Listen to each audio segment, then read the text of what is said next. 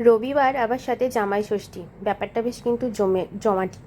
সেই জন্য আমাদেরও আজকে জামাই ষষ্ঠীর আয়োজন হলো, কিন্তু হ্যাঁ, সেটা আমার জন্য নয়, ননদিনী আজকে এসেছিল। গত 2 বছর ধরে আমার আর জামাই ষষ্ঠীতে যাওয়া হয় না, শাশুড়ি চলে যাওয়ার পর থেকে। সেই জন্য আজকে ননদিনী আসবে, তার আয়োজন হলো। ভেটকি, চিংড়ি, মাটন, লোটে মাছ, সমস্ত রকম আয়োজনই করা হয়েছিল, কারণ ওরা সবাই ভালোবাসে খেতে। আর তার থেকেও বেশি আনন্দ আমার মেয়ের। দেখুন না, মিষ্টি দিদি, মিঠি দিদি, পিসিকে পেয়ে ভীষণ আনন্দ হয়েছে। পিপি ওর জন্য নতুন জামা এনেছি, সেই জন্য এত আনন্দ পেয়েছে, আর ওদেরকে দেখলেও ভীষণ খুশি হয়।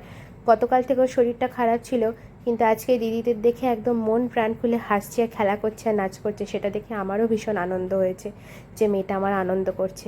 তারপর একটু রান্নার দিকে গেলাম। মাছগুলো ভেজে তুলে রেখেছিলাম, কারণ ভেটকি মাছগুলো বড্ড বড় বড় এনেছিল। সেই জন্য তাড়াতাড়ি করে সেগুলোকে ভেজে কাই করলাম।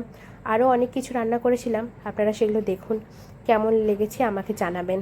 ভেটকি মাছগুলো সব ভেজে তুলে রেখে দিলাম। এবার ভেটকি মাছের ঝালটা করছি। ননদকে জিজ্ঞাসা করেই করলাম কীরকম করে করব। সে বলাতে সব কিছু রেডি করে দিলাম, কারণ নন্দাই কীরকম খায় সেই অনুযায়ী সব কিছু আয়োজন করেছিলাম, যাতে ভালো হয় একটু চেষ্টা করেছিলাম। কারণ আমার শাশুড়ি মা ভীষণ ভালো রান্না করতেন। আমি হয়তো সেরম পারি না। এই লোটে মাছের ঝুড়োটা শাশুড়ি মায়ের কাছ থেকেই শিখেছি। উনি এত ভালো রান্না করতেন, জানি না আমি ভালো করতে পেরেছি কি না, কিন্তু জামাইমশাই বললেন যে রান্নাটা ভালোই হয়েছিল। এরপর করেছিলাম চিংড়ি ভাপা। এটাও আমার শাশুড়ি মায়ের কাছ থেকেই শেখা। বিয়ের আগে কিচ্ছু রান্না জানতাম না, কিন্তু এখন শাশুড়ি মায়ের হাত ধরে সব শিখেছি, কিন্তু আজ সেই মানুষটাই নেই। তারপর দুপুরবেলা সব আয়োজন করেছিলাম। সব কিছু ছবি তোলা হয়নি, কিন্তু সবটাই শেয়ার করলাম পাত সাজিয়ে। এই যে আমাদের জামাই মশাইকে খেতে দিলাম, তিনি তো হাসি মুখে বললেন, হ্যাঁ হ্যাঁ, রান্না ভীষণ ভালো হয়েছে।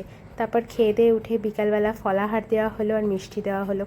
সবাই খেয়ে দিয়ে উঠে ভীষণ ভালোভাবে একটা দিন কাটালাম, আনন্দ করলাম। তোমরাও জানিও কে কীরকমভাবে আজকে দিনটা কাটালে, কে জামাই ষষ্ঠীতে বাপের বাড়িতে গিয়ে কত কী আনন্দ করলে। আমার কমেন্ট বক্সে সবাই কমেন্ট করো।